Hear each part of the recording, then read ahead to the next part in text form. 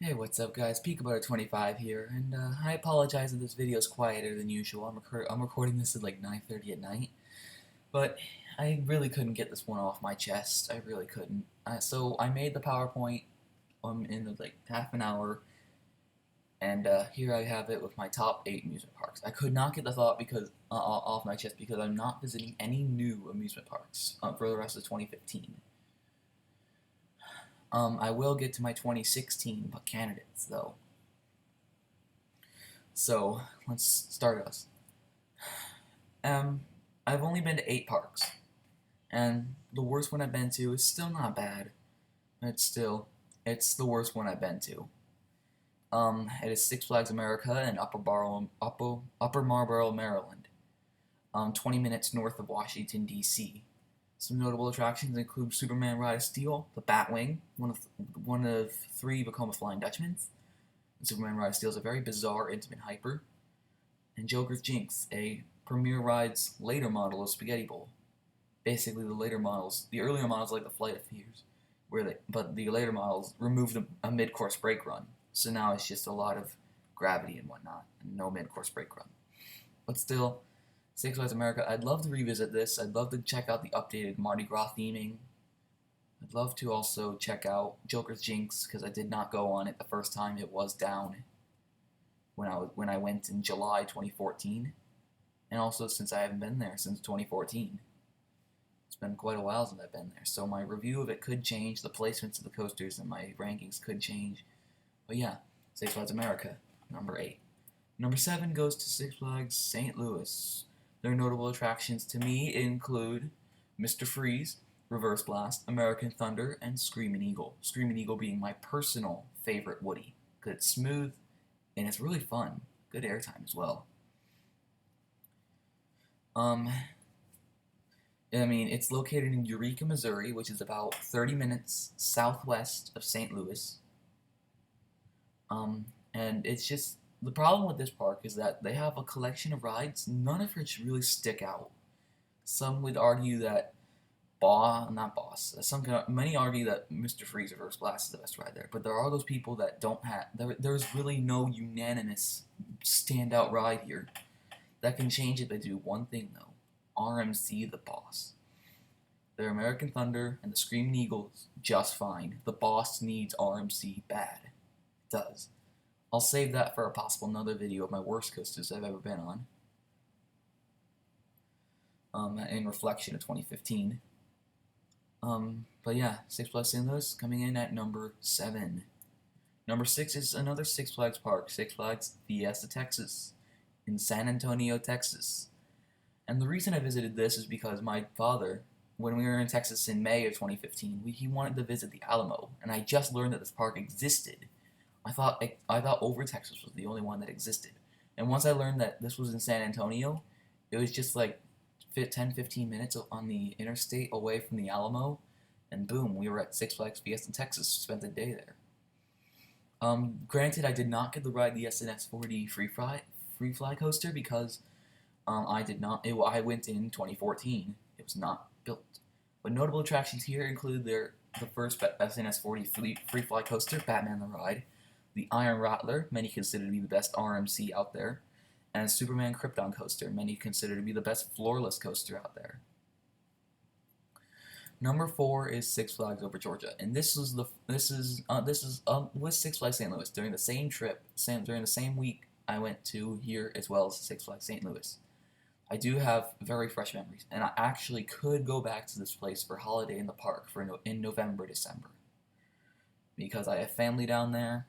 They might fly me up here or fly me down to Georgia, and I could go back there for holiday in the park, spend some time because I have an aunt and uncle and a couple cousins down in Georgia, so I get to go to this park more often now because it's a great park, but honestly it's the second best Six Flags I've ever been to, and my home park. Oh wait, scratch that.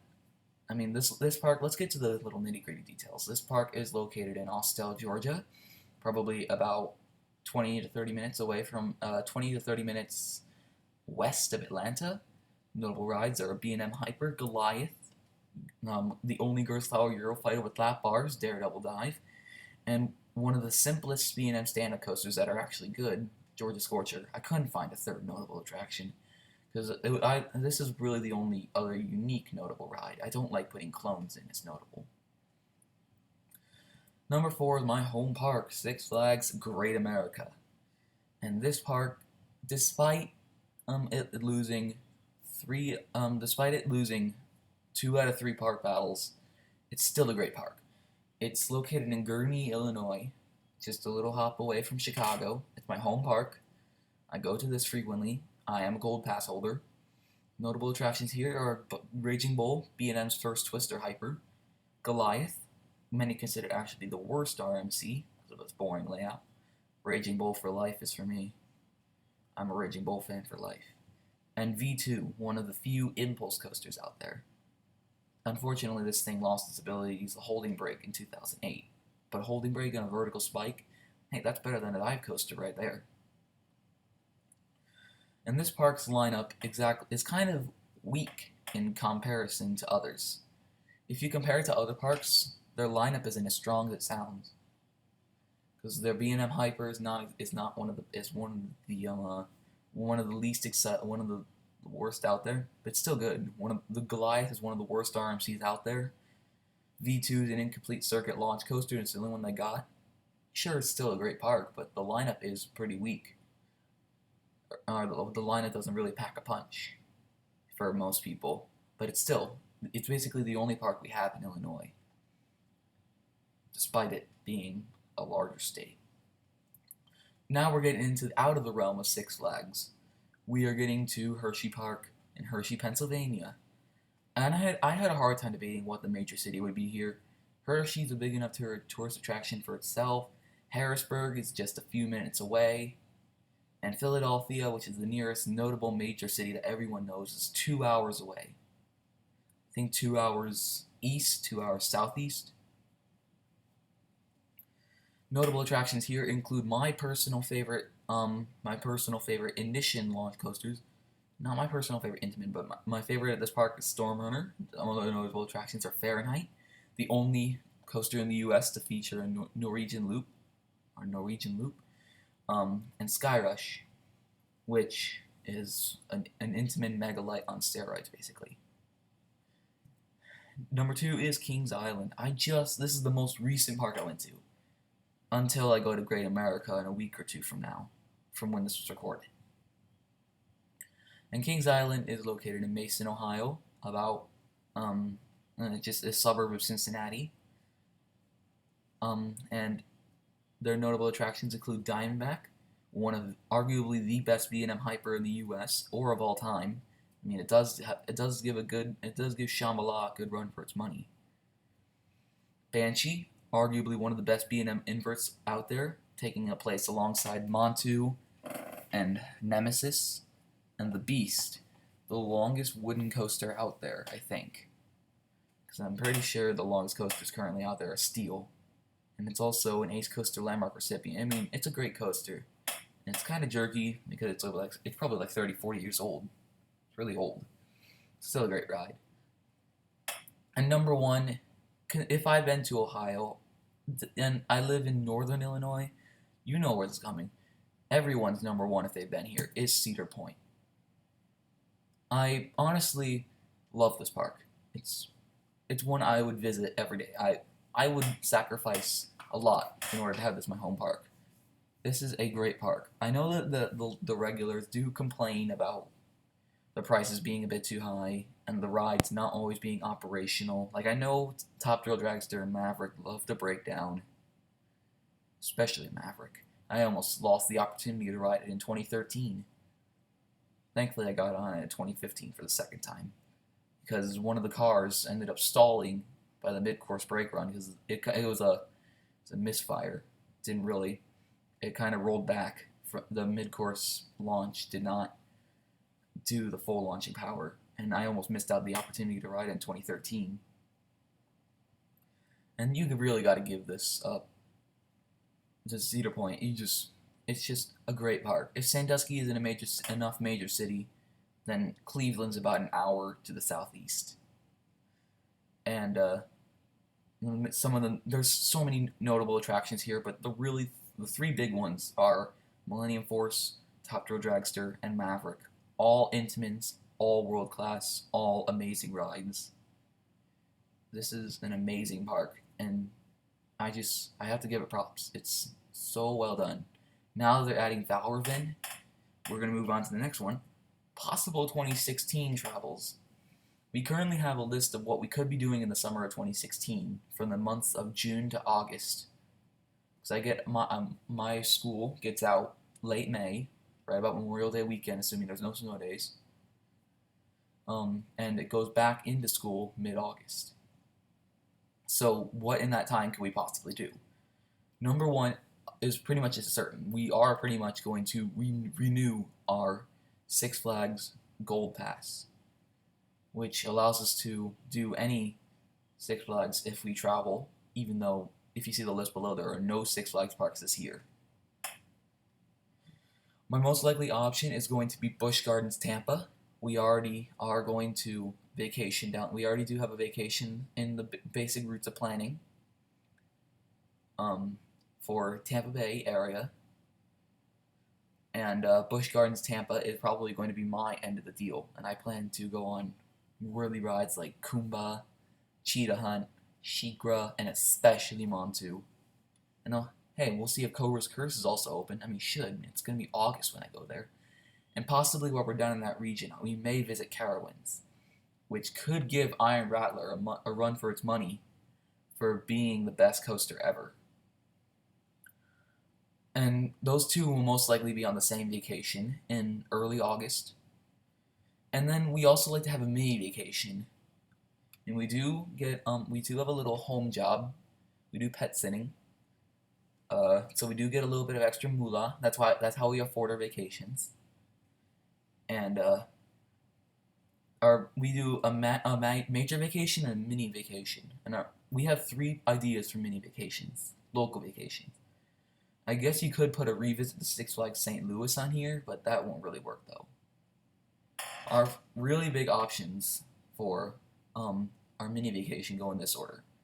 Our priority for the mini vacation is to revisit Cedar Point. I do not have every credit at that park, and I could also redeem my credit for Valorvin, which has officially been announced. I also have not gotten my credit for Top Thrill. Yes, I did not like launch coasters until prior to June 2015, after being trained by Stormrunner. I do not have my credit for Mean Streak, and I do not have my credit for Cedar Creek Mine Ride. And also I'm willing to give Blue Streak a second shot, because it's currently ranked pretty low. I'm going to give it a second shot, though. And also I'll see if the Windseeker's up. I haven't been on that since 2013. But then again, I went on the Windseeker Kings Island. And then below that, if we don't have enough for Cedar Point, then we're definitely going to try and go to Holiday World. It's about a 3-4 hour drive from us, and we've made the commute to Indianapolis several times. We are kind of big travelers, traveling sometimes for work, for recreation. And Holiday World is something we've always wanted to go to for Voyage, Wildebeest, Mammoth, and all sorts of other featured coasters. Now they got Thunderbird, and I also learned that they got free soda, free parking. It's really sealing the deal for me. Holiday World is definitely a possible contender for 2016.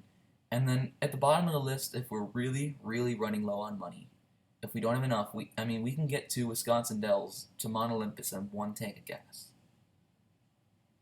So we can Mount Olympus. We were there, I think, in 2012, before Hades 360 existed. It was just Hades, which I did redeem my credit for that, as well as Cyclops. However, it's not currently listed or documented because I went in 2012 and I did not have the list started at that point. And I started the list in 2014. Mount Olympus is kind of our last ditch resort if we're really running low on money. And really the only notable attractions there are Poseidon's Rage, their huge wave pool that shoot up 9-foot waves, and Hades 360, which I have not been on the revived Hades. I've only been on the original. I have not been on H360. It's just the turnaround has a 0G roll or a barrel roll and an overbank turn instead of just an airtime hill and a turn and a down turn or something. It's the banked hill.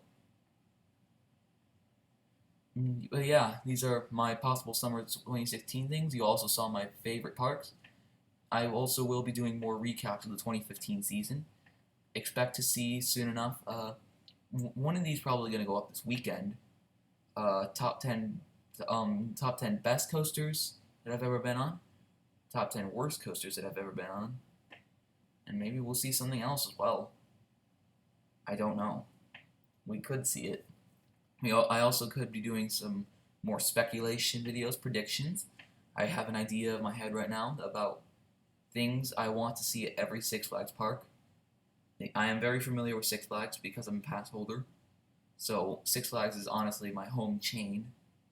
I'm not going to be doing Cedar Fair because I'm not as much as an expert in Cedar Fair. I do know Six Flags pretty well though. This has been Peak 25. Thanks for watching.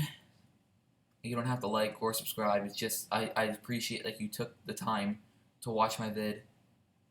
And I hope you all have a good day. And as always, peace.